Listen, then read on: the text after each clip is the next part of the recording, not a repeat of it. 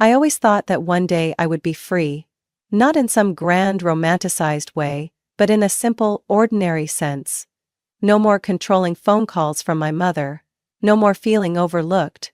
No more exhausting myself trying to prove my worth to a family that never truly saw me. But I haven't been able to do it. Freedom isn't as simple as a door swinging open once you're old enough, smart enough, or successful enough. It has to be taken. And I realized that the day I told my parents I was planning to buy a small house in the suburbs. A house just for me. I'm Rebecca, 31 years old, working in investment analysis. My career is stable, my income is comfortable enough that I don't have to worry about money. But if you ask my family, they would say I'm selfish, cold, and unwilling to help where it really matters. Why? Because I refuse to live according to the plans they set for me. I have an older sister, Melissa, 34. And if I'm the hard-working aunt, she's the dazzling butterfly. Always adored, praised, and favored. She's not wrong for taking advantage of that, but there's something deeply unfair about the fact that I always have to do more just to be acknowledged less. Melissa is married to Derek, a construction manager, and they have 3 kids: Ethan, Lila, 5, and little Max, 2. Their family lives in a cramped apartment, and almost every conversation I have with my parents revolves around how Melissa has it so hard. The kids need more space. Or how your sister is the one who really needs help. To me, parents aren't just the ones who gave birth to you. They're also the ones who decide the hierarchy in the family. And in their eyes, Melissa will always stand above me. Maybe I wouldn't care so much if I weren't the automatic choice whenever the family needed something. Need money? Rebecca will have it. Need someone to babysit? Rebecca can adjust her schedule. Need a listening ear for all of Melissa's problems with zero judgment? Of course, Rebecca. I had grown used to it. But what I couldn't accept was how they treated my life as nothing more than an extension of Melissa's. People might say I'm cold, but I'm not. I just can't live in a cycle where I am always the second choice. So, I made a plan of my own. For the past 7 years, I've been renting a small apartment from the parents of my best friend, Maggie. Because they trusted me, they let me pay half the market price, allowing me to save a significant amount of money. I'm not the type to spend recklessly. If anything, I'm extremely careful with my finances. I cook instead of eating out, take public transportation instead of driving, and hunt for every discount coupon I can find. People often tease me for being stingy, but I don't care. I know what I'm doing. And then that day finally came. The day I opened my savings account, looked at the numbers, and realized I had enough for a down payment on a house. I didn't want a luxurious mansion or a high-end condo. I wanted a place of my own. A place where I could work without interruptions. Where I could enjoy my mornings with a cup of coffee on the porch, and most importantly, a place where no one could suddenly claim it as theirs. And yet, from the moment I started browsing real estate listings, I felt something was terribly wrong. Not because I doubted my decision, but because I knew my family would never accept this. I don't know when I got used to being overlooked. Maybe it was from the moment I learned to compare, from those early years when I realized I was never the center of my family's world. It's not that I wasn't loved. It's that the love always came with conditions. And I was never the one who met those conditions. Melissa was different. She was the perfect child. Since she was little, she always knew how to attract attention, always received the best of what my parents had to give. I never resented her for it. Or at least, I used to think I didn't. But over time, little by little, those tiny cuts burrowed deeper, and the memories turned into scars that wouldn't fade. I remember Christmas when I was 8 years old. Melissa got a genuine American Girl doll, the kind every girl at school dreamed of having. I got a knockoff version, cheaper, with thin hair and eyes that couldn't blink like hers. I asked my mom why, and she just smiled, patting my head as if I should already understand the answer. They're the same, sweetheart. What's the difference? But they weren't the same. I realized that the next day, When Melissa brought her doll to school, showing it off to her friends, while mine was quickly forgotten on a shelf. When I was 16, the difference became clearer than ever. On her 16th birthday, Melissa was gifted a brand new Toyota Corolla, wrapped with a giant red bow on the hood. I still remember how excited my parents were as they led her to the driveway, their laughter ringing out as Melissa hugged them, screaming with joy. When I turned 16, I was given a car too. But it was my dad's old Ford, with over 150,000 miles on it. An engine that sometimes stalled in the middle of the road. "It still runs fine," Dad said. "I checked it." I didn't say anything, because I knew that if I complained, all I would get was my mother's disapproving look. "Rebecca, you're always too sensitive." They threw Melissa a lavish birthday party, with friends, a big cake, and even a private DJ. I remember standing at the edge of the yard watching her dance in the middle of her friends, the music blaring, the lights flashing. I didn't know what to call that feeling. Maybe sadness, maybe disappointment, or maybe I had just grown too used to it. When I graduated high school, I had hoped just once to have a moment where I was truly seen. Melissa had a grand graduation party in our backyard, with flowers, balloons, and catered food from an upscale restaurant. And me? I had a simple family dinner at home, with a brief explanation from my mother. "We have to save money, don't we?" And I understood. I understood that there would never be anything just for me. If I wanted something, I had to get it myself. So I did. I threw myself into my studies, applied for scholarships, and took on any part-time job I could find to cover my tuition. I couldn't rely on my parents for support the way Melissa could. When she went to college, my parents paid for everything: her tuition, her rent, her living expenses, and even a monthly allowance. And me? I spent countless nights awake writing essays, applying for every bit of financial aid I could find, calculating every expense to make sure I wouldn't run out of money for food. And through it all, I kept telling myself, "It's okay. I'll take care of myself. I don't need anyone." And I did. Years later, when I landed a job in investment analysis, when I could fully support myself without asking anyone for help, I thought things would change. I thought that once I was successful, my parents would see me differently. But I was wrong. Because in their eyes, I was still the one who had to sacrifice. I just never expected that this time, they would want me to sacrifice my entire future. For Melissa. And I wasn't going to let that happen. I had spent nearly a decade preparing for this moment. Every paycheck I earned had a purpose. Every spending decision was carefully calculated. I didn't take extravagant trips. I didn't chase after expensive fashion trends.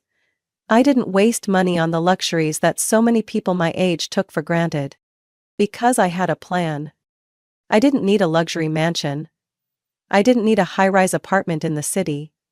I wanted a small house in the countryside. A peaceful place to work, to rest, and most importantly, a space that was truly mine. When I checked my savings account last week, I knew the time had come. I had gone through hundreds of real estate listings, studied the market, calculated property taxes and all the related costs. And finally, I found the perfect house. A small cottage with a spacious porch, a garden, and an ideal workspace. It was about a 40-minute drive from the city, far enough to enjoy the quiet but still convenient when I needed to commute. I thought this would be the biggest milestone of my life. But what I hadn't anticipated was that my family would never accept this decision. Saturday dinner at my parents' house had always been an unspoken rule. I had never truly looked forward to these gatherings, but I also couldn't skip them. Not because I wanted to be there, but because I knew if I didn't show up, I would be criticized endlessly. I arrived at 5:05 p.m., just 5 minutes late, but I was immediately met with my mother's disapproving look. "Rebecca, you're late again." Her voice was gentle, but the discontent was clear. Melissa and Derek were already there, along with their 3 kids. Lila was running around the living room, Ethan was glued to his iPad, and Max was crying in Melissa's arms. As usual, Melissa looked exhausted but made sure everyone knew it. Oh God, the kids are driving me crazy today. My father sat in his armchair, newspaper in hand, complaining about gas prices and inflation as if his words could change the economy. Derek was chewing on a piece of garlic bread, completely uninterested in anything happening around him. I sat down, trying to engage in the conversation, but when Melissa started talking about how their apartment was too small, how they couldn't keep living in such a cramped space, I realized this wasn't just another family dinner. Rebecca, what about you? My mother turned to me, as if just now remembering I was there. I could have lied. I could have kept quiet about my decision. But in a moment of weakness, I told the truth. I've been looking at houses. I might buy one in the next few months. The room suddenly fell into an eerie silence. Melissa stared at me, her fork frozen mid-air. My father lowered his newspaper. Derek stopped chewing. Even the three kids, as if sensing something unusual, suddenly fell silent. What did you just say? My mother asked, as if she couldn't believe her ears. I'm looking for a house to buy, a small one in the suburbs. The suburbs? Melissa's voice shot out before my mother could react. Why would you do that? Aren't you still living in Maggie's apartment? I've been renting that place for a long time. It's time for me to have a place of my own. I tried to keep my voice calm, but an uneasy feeling was creeping in. No one in the room looked happy. No one congratulated me. They just stared, as if I had just said something completely unacceptable. Rebecca, you can't be serious, my father finally spoke, his voice laced with doubt. Why not? Because it doesn't make sense, my mother cut in. You're still young. Why would you want to live all alone in the suburbs? There's no one around. What if something happens? Mom, I'm not a child anymore. I want a quiet place to live and work. She blinked, then turned to Melissa. What do you think about this? I stiffened. I didn't need Melissa to weigh in on my life. She shrugged, but I caught the calculating look in her eyes. Are you sure, Rebecca? A city apartment would suit you much better. No, I want a small house in the suburbs. The air in the room grew tense even as dinner continued. Conversation went on, but the shift was undeniable. My parents exchanged subtle glances. Melissa kept stealing looks at Derek. And that's when I realized they were plotting something. I didn't know what they had expected from me, but it certainly wasn't this. And then, a thought crossed my mind, a thought that sent a chill down my spine. Had they already made plans for a house I hadn't even bought yet? A week after that tense dinner, I had nearly forgotten the cryptic looks from my parents and Melissa. Work kept me busy, investment analysis projects took up all my time. In the evenings, I kept browsing listings, filtering through real estate options, reviewing tax and mortgage details. I thought everything was going according to plan. I was wrong. On Monday morning, while I was buried in a virtual meeting, my phone buzzed non-stop. My mother's name flashed on the screen, but I let it go to voicemail. The moment the meeting ended, my phone rang again. For the third time. What could possibly be so urgent? I answered, barely getting a word out before my mother's excited voice filled the line. Rebecca, you finally picked up. I have amazing news. I found the perfect house for you. I blinked, unease settling in. You found a house for me? Yes, you won't believe it. This is a once-in-a-lifetime opportunity. I sat down, forcing patience. Mom, I didn't ask you to find a house for me. I can do that myself. Don't dismiss it so quickly, Martha. You know, my friend from church just told me about this house and it's too good to pass up. It's spacious, 5 bedrooms, a big backyard, close to a school, even has a play area for kids. I felt my heart sink. Mom, I don't need a house that big. Rebecca, you have to think ahead. One day you'll have a family, children. Why waste your money on some tiny house in the suburbs when you could have a real home? And this one is right by St. Mary's School, just a short walk away. I clenched my teeth. Mom, I already told you, I want a small, quiet house. Not a home built for a big family. Don't be so selfish, Rebecca. Her voice turned sharp instantly. You need to think ahead. This house is the best option, and the owner's looking to sell quickly. If you act fast, you'll get a better deal. I already told Martha you'd be viewing the house on Saturday. I shot up from my chair feeling completely cornered. You did what? I promised Martha. You have no right to make that decision for me. The air suddenly felt stifling, my heartbeat pounded in my ears, and my mother's voice, no longer cheerful, was now filled with disappointment. Rebecca, I only want what's best for you. You're making a huge mistake. I took a deep breath. I'm not buying that house. I hung up before she could say anything else. I thought that was the end of it. I was too naive. Not even 15 minutes later, my phone started buzzing again. Melissa. I sighed but opened the message anyway. Rebecca, you need to check this list ASAP. These are the best houses in the city, close to parks, schools, perfect for a family.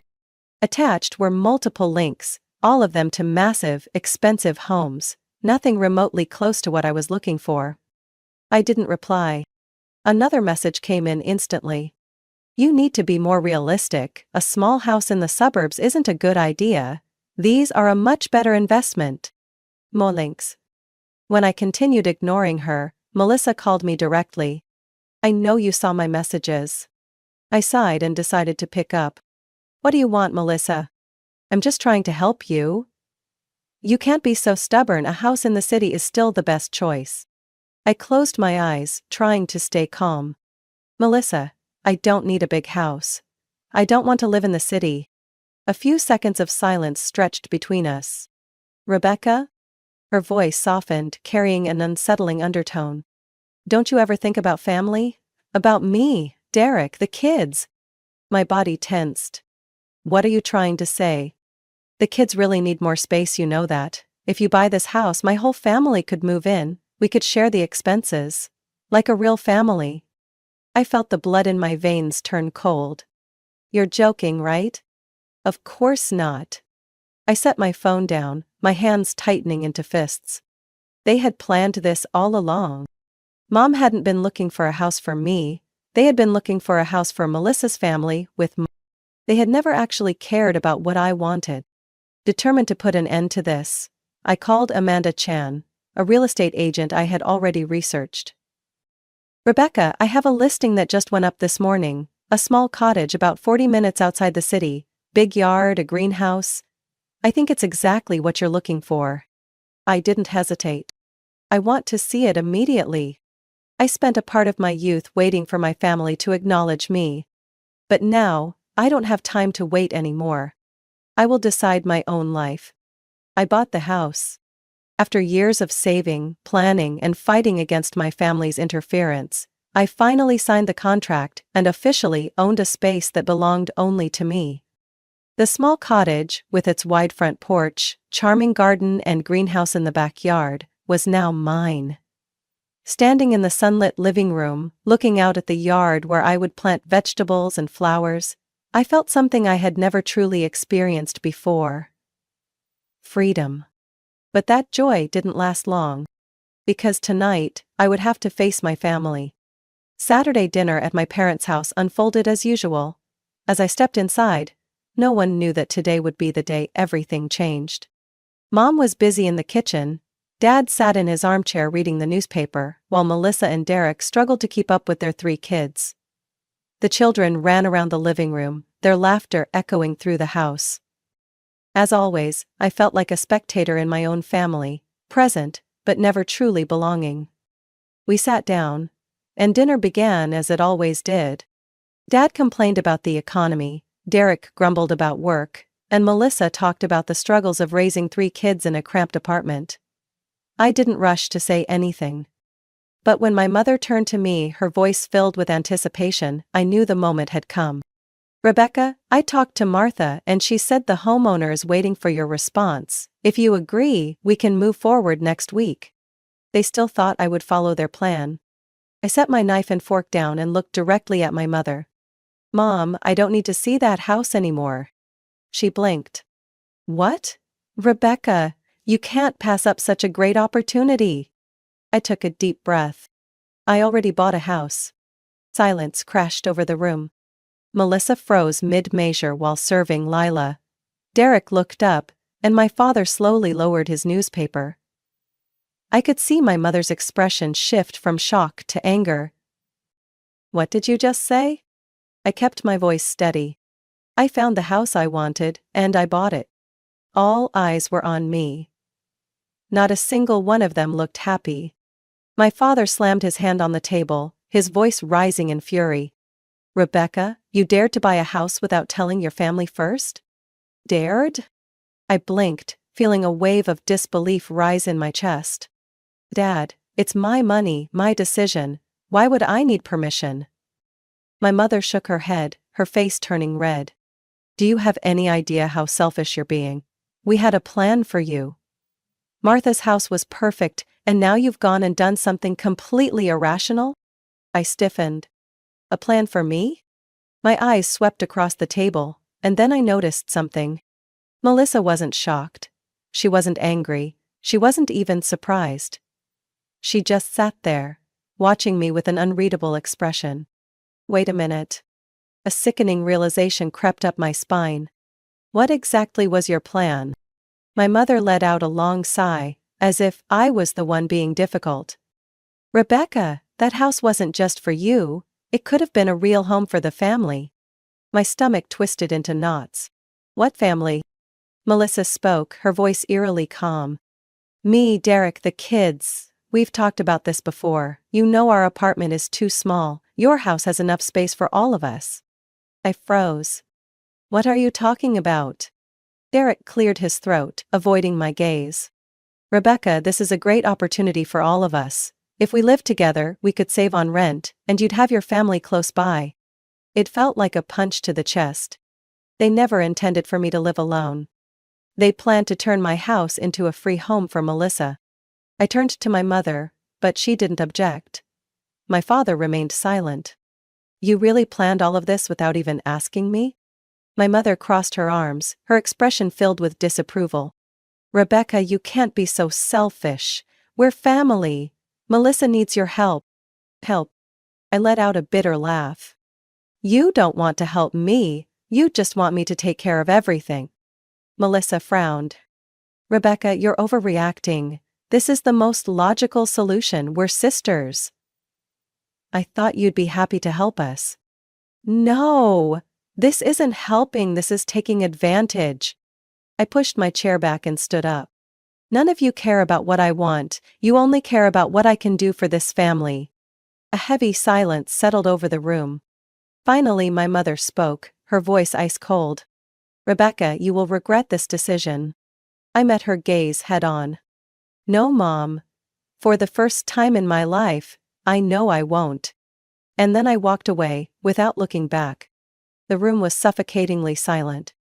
I stood there, breathing heavily, feeling like I had been dragged into a nightmare I never chose. My mother shot up from her chair, her face red, her eyes blazing with anger. "Rebecca, do you even hear yourself? Are you really going to turn your back on your family?" My father slammed his hand against the table, making the water glasses tremble. "Stop acting like a selfish child. Family is about supporting each other." I had heard those words my entire life.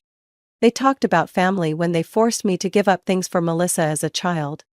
They talked about family when they expected me to sacrifice my dreams so she could have her opportunities. And now they were talking about family, to pressure me into providing free housing for Melissa. I clenched my fists, trying to stay calm.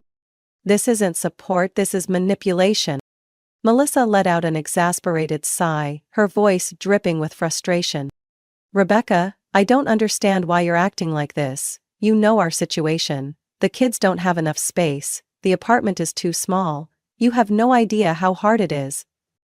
I looked straight at her, feeling the invisible chains that had bound me for years finally start to break. "You think I don't know? You think I haven't heard you complain about it every single week? But that's your problem, Melissa, not mine." My mother screamed. "Rebecca, how can you say that to your sister?" I couldn't hold back anymore. "Then why does she get to treat me like a personal bank? Why does everyone get to plan my entire life without ever asking me?" My father's voice cut through the air, sharp and thunderous. Because you're the one who can handle it. Because you're the one who doesn't have to struggle like Melissa. That was it? They didn't care what I wanted, they only cared about what I could provide. A bitter laugh escaped me, slicing through the tension in the room. Thank you, Dad.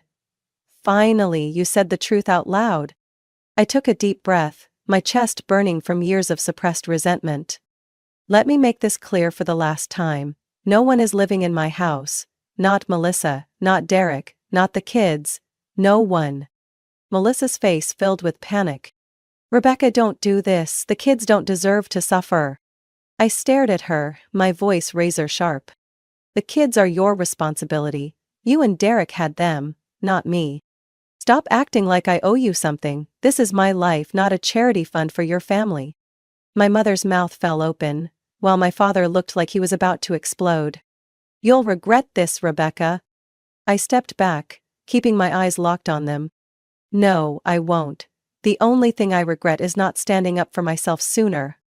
Then I turned and walked out, leaving behind my mother's angry screams, my father's furious growls, and Melissa's pathetic, fake pleas. I didn't look back. I thought that when I walked out of my parents' house that night, it would be over. I hoped they would finally understand my message, that I was no longer someone they could control. But I was wrong. The storm didn't end that night. It had only just begun. Melissa. Rebecca, you didn't really mean that, did you? You're not actually going to abandon me and the kids. We're family. I didn't respond. 30 minutes later, another message came in. Melissa. Rebecca, please, do you know how long I cried after you left? I can't believe how heartless you're being. I sighed, tossing my phone aside, trying to focus on work, but the messages kept coming. Midday. I've always supported you, Rebecca, and this is how you treat me? Afternoon? You're being so selfish. I can't believe you would be this cruel. By evening, the messages had shifted from pleading to guilt-tripping and blame. Melissa. Mom cried all night. She can't believe you would treat your family like this. How can you sleep at night, knowing the kids don't have a comfortable place to live? Rebecca, you're such a disappointment. I blocked her number. But it didn't stop there. This time it wasn't just Melissa. Mom's number. I let it go to voicemail, but she called again, immediately. Clenching my teeth, I pressed answer. Mom, I'm working. Her voice was filled with tears. Rebecca, you're killing me. I can't believe you would betray your family like this. I closed my eyes, forcing myself to stay calm. Mom, I'm not betraying anyone. I'm just living my own life. Your own life? Her voice rang with heartbreak. Do you really think you can live alone without your family? Do you think you'll be happy turning your back on the people who raised you? I gripped the phone tightly. Mom, I don't want to argue about this anymore. No, Rebecca, I can't let you make this mistake. I sighed, my hands shaking with anger. Then don't contact me anymore. I hung up. But she wasn't the only one. An hour later, the relatives started. Aunt Linda. Rebecca, sweetheart, I know you mean well, but you can't do this to your mother. She's sacrificed so much for you. Uncle Mike. Kiddo, family always comes first. Are you really going to abandon Melissa? Susan, Mom's best friend. Your mother is heartbroken, Rebecca. She doesn't deserve this cruelty. I couldn't believe it. I had cut them off, and yet they still found ways to drag me back in. But the worst part wasn't over. 3 days later, I got a message from my former teacher, Ms. Peterson, my high school teacher. Rebecca, I always thought you were a kind-hearted girl. But I'm truly disappointed after hearing what happened with your family. Someone as educated as you should understand that family is the most important thing. I felt my chest tighten with fury. They had reached out to my old teacher just to pressure me? I immediately blocked her number. But I knew that wasn't enough. I needed to disappear from their reach entirely. That afternoon I walked straight into a telecommunications store. I want to change my phone number. The employee glanced at me, looking slightly surprised. We can do that, but are you sure? Once we change it, you'll lose all calls and messages from your old number. I didn't hesitate. I'm sure. 10 minutes later, I held a brand new phone number in my hands. one that only my workplace and a trusted few friends would have. As I stepped out of the store, I felt as if a weight had been lifted off my chest. This time, they wouldn't be able to reach me. I knew they wouldn't give up easily. But neither would I. I had finally stood up for myself, and I was never going back. I had disappeared from their reach. Not in a miraculous way, not literally, but enough that they could no longer control me. 3 weeks after changing my phone number, I quietly moved into my new home. No one in my family knew where I was. I left no address, made no announcements on social media, and didn't use any familiar moving services, just in case they tried to track me down. I truly felt free. The first morning I woke up in my new home, I stood by the window and took a deep breath. No more guilt-ridden messages. No more manipulative phone calls. No more burdens I never chose. Only peace. I finally started living the life I had dreamed of for years. I turned the second bedroom into a proper home office, complete with a large wooden desk facing the window, where I could look out at the lush greenery while I worked. My computer, books and notebooks were neatly arranged, just the way I liked it. On weekends I spent time in the garden, planting my first seeds in the soft soil, the cool earth beneath my fingers, the excitement of watching tiny sprouts emerge each day. It all made me feel alive. At night, I sat on the porch, sipping hot tea, listening to the gentle hum of insects in the quiet darkness. No more screaming children, no more suffocating dinners filled with judgment. Just me. And the peace I had fought for. Without my family interfering, my work improved significantly. I could fully concentrate on investment projects without being interrupted by meaningless calls. I started receiving praise from my superiors for my performance, and within 3 months, I was recommended for a promotion. But I didn't stop there. I enrolled in an advanced investment strategy course, something I had always wanted to do but never had time for because I was too busy dealing with my family's problems. I no longer had to worry about their expectations. I no longer had to live according to the plans they had set for me. I was doing everything for myself. Of course, they didn't give up easily. Even though they had no way to contact me directly, my mother and Melissa started using social media as a tool for emotional manipulation. I happened to see one of my mother's Facebook posts through a friend's account. It's heartbreaking to raise a child, love them with all your heart, only for them to one day turn their back on their own family. Some people may be successful in their careers, but without family, are they truly happy? Below it were pity-filled comments from relatives and her friends. Rebecca is so ungrateful, her mother did everything for her. Why are kids today so selfish? I always thought Rebecca was a good girl, but now I'm so disappointed. Melissa wasn't far behind. The kids ask about Aunt Rebecca every day. It's so sad they no longer have someone to rely on. I can't believe some people put themselves above their family. Guilt-tripping, blame, passive-aggressive attacks. But this time, none of it got to me. Because I had realized something important. They weren't angry that I left. They were angry that I took back control of my life. They couldn't accept that I was living without them. They couldn't stand that I was no longer a free resource for them to drain. But that was no longer my problem. One morning, while sipping coffee on my porch, I thought about all the things my parents had told me growing up. They always said they wanted me to be successful. They always taught me to be independent, strong, and have a mind of my own. And now that I had done exactly that, they couldn't accept it. They never truly wanted me to be strong. They only wanted me to be strong in ways that benefited them. But I no longer lived to please them. I am no longer the Rebecca I used to be. The one who always conceded. Always tried to earn their approval. Now I am myself. And I am proud of that. Maybe one day I will find people who truly appreciate me. Maybe it will be genuine friends, a new community, or someone to share my life with. But whether that happens or not, I will be okay. Because I've realized an important truth. The best family is sometimes just yourself, until you find the people who deserve to become your family. And for me, that is enough. Rebecca's story reflects a harsh reality in many families. Favoritism, imposed expectations, and financial exploitation by relatives. Not everyone is born into a family that loves unconditionally, and sometimes, boundaries must be set to protect oneself from manipulation. Living for yourself does not mean being selfish, it is a choice to break free from toxic relationships. True success and independence are not about earning family approval, but about knowing your worth and having the courage to live by it. Despite the disapproval of those who never valued you. What do you think about Rebecca's story? Have you ever faced family pressure or exploitation like this? Share your thoughts in the comments. And don't forget to follow the channel for more real-life stories about family and life.